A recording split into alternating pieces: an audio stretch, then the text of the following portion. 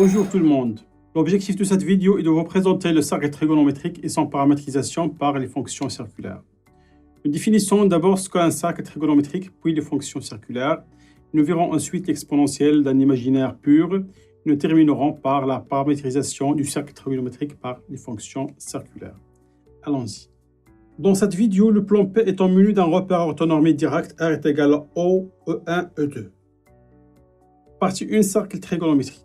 Définition 1, le cercle trigonométrique est le cercle du centre E et de rayon I, orienté et muni d'un point d'origine I, tel que le vecteur OI est égal à E1. Et on le note U. Via l'identification de C et P, on a U est égal à l'ensemble du complexe Z dans C, tel que le module de Z est égal à 1. Donc, une petite remarque, U menu de la multiplication est un sous-groupe de C étoile menu de la multiplication. Et on l'appelle aussi le groupe unité. Donc, voici le cercle trigonométrique U. Donc, c'est un cercle de rayon 1. Donc, orienté, menu d'un point d'origine I. Définition 2. Les fonctions circulaires. Pour tout réel x dans R, il existe un unique point M de U dont x est un abscisse curviligne. Soit Z la fixe de M. On définit alors les fonctions circulaires comme suit.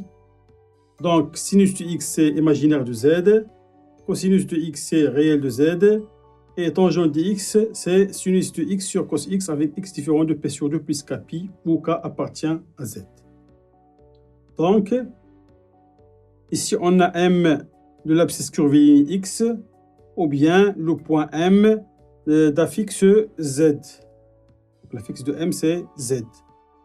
Donc, regardez. Donc, ici, c'est le réel de Z. Donc, réel de Z est égal à cosinus de X.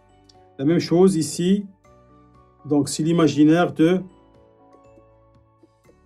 Z. Donc, est égal à sinus X. Donc, pour la tangente, c'est sinus sur cosinus. Ça veut dire c'est cette quantité-là.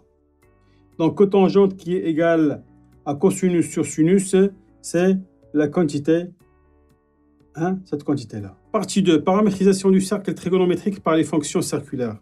Définition 2, soit θ dans R. On note par exponentielle iθ le nombre complexe cos θ plus i sin θ, et on prononce exponentielle de iθ, et on écrit exponentielle de iθ est égal cos θ plus i sin θ. Donc, voici l'exponentielle de iθ. Elle est là. Donc, c'est cosinus θ plus i sin θ.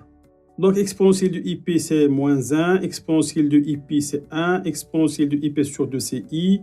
Exponentielle, c'est moins ip sur 2, c'est moins 1. Donc, il suffit d'appliquer la définition. C'est cos θ plus i sin θ.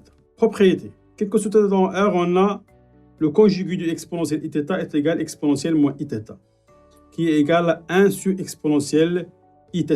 Tout simplement, car exponentielle iθ, c'est cosinus θ plus i sin θ.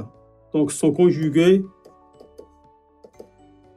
donc c'est cosinus θ moins i sin θ. Donc, c'est cos moins θ plus i sin moins θ. Donc, c'est exponentielle moins iθ. Donc, on a le conjugué de exponentielle iθ est égal à exponentielle moins iθ.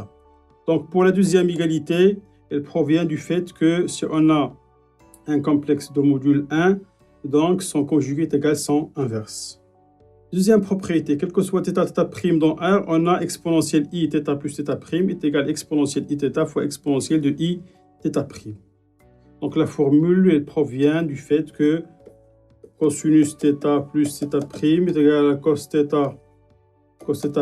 moins sin θ sin θ'. Donc, la même chose pour sinus θ plus θ'. Donc, c'est sin θ plus cos θ sin θ'. Troisièmement, exponentielle iθ est égal à exponentielle iθ prime si et seulement si θ est congru à θ prime modulo 2π. Tout simplement car exponentielle de iθ est égal à exponentielle de iθ prime cos θ prime sin θ est égal à sin θ prime. Donc, ce qui est équivalent à θ est congru à θ prime modulo 2π. Proposition. Soit z dans C, alors z appartient à U si et seulement si il existe un θ dans R tel que z est égal à exponentielle iθ. C'est-à-dire que le cercle trigonométrique est égal à l'ensemble des exponentielles iθ tel que θ appartient à R.